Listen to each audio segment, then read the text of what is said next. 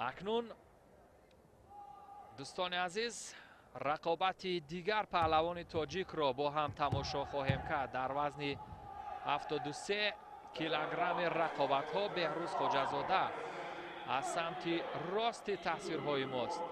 او را همراهی میکند سرمربی دسته جودوچیان تاجیک محمد مراد عبدالرحمانوف. از سمت چپ با لباس‌های سفید است ورزشگر ترک سیلاغلو بیلال، ورزشگر 21 ساله بهروز خواجه‌زاده باشد، ورزشگر 24 ساله تاجیک. ببینیم که بهروز که در یعنی اونیز در حالت یا فرم ورزشی خوب قرار دارد. در وزن 73 کیلوگرم میان 20 ورزشگر بهتری دنیا قرار دارد. این بار چیکار میکند در مقابل این ورزشگر ترک؟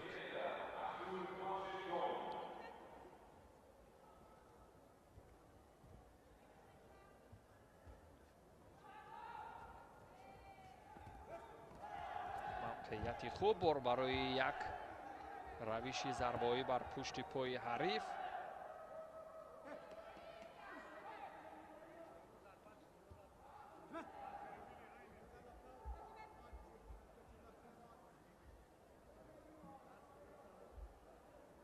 بهروز خواجه‌زاده مراتبه اول است که در مقابل این حریف ترک قرار میگیرد.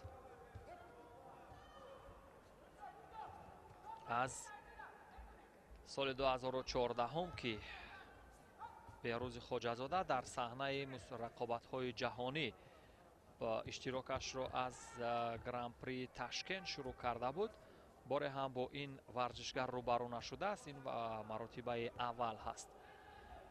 ولی تا این جای کار این داور مرکز از فدراسیون روسیه با سبب کمکاری با ورزشگر ترک یک کارت زرد جزا داد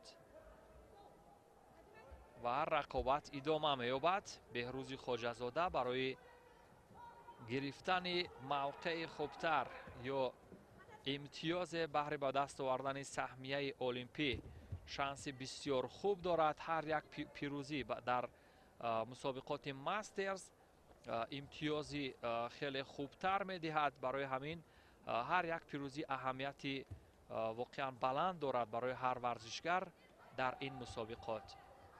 اکنون خواجه‌زاده برای اجرا کردن اصولهای دردناک از دست ولی موفق نمی شود.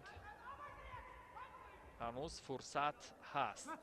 1 دقیقه و 54 ثانیه دیگر تا انجام وقت اساسی باقی مانده است. بهروز خواجه‌زاده در مرحله یکم رقابت ها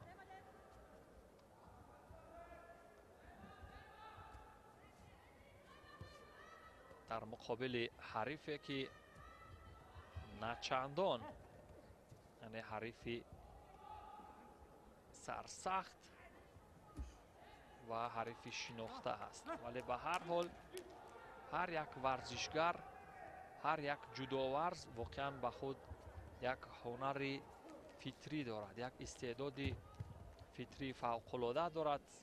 ورزشگر ترک یک مرتبه در چمپیونات جهان میان جوانان سال 2018 هم برنده نشان طلا شده است.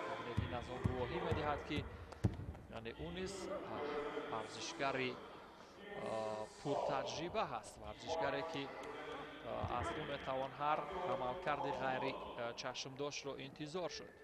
ولی به هر حال تا این جای کار از نظر کارت‌های زرد جزا ورزشگر ترک رو به تنزل است و بهروز خواجه‌زاده باشد پیش صف است. از لحاظ تکنیکی بهروز خواجه‌زاده واقعا هر یک بند و حرکات جذابی که اجرا میکند با سرعت تر و با سبب یک هجوم دروغین داور مرکز یوگنی از فدراسیون روسیه اشاره میکند با خواجه‌زاده یک کارت زرد جزا و از نظر کارت‌های زرد و بهروز توانست یک وزری به دست بیارد. به همین طریق دوستان عزیز ثانیه های پایانی در صورت تمام شدن بر سود خواجه‌زاده بهروز خواهد بود. ببینید چگونه چون تعادل حریف گم شد، بهروز خواجه‌زاده با یک اصول ضربه‌ای حریف را از پای در آورد و امتیازی وزر گرفت. بار دیگر موقعیت دارد، وقت کشی کردنش نیز از منفیت خالی نخواهد بود. وزری عوضت ایپان، این هم باز با همان روشی زیدی حمله مکی کامی بسیار جذاب و دیدنی بود. سادی سوریگامی گاشی بسیار زیبا و جذاب و دیدنی و به همین طریق بهروز خواجه‌زاده در دور یکم رقابت ها پیروز شد و به مرحله دوم راه خواهد گرفت.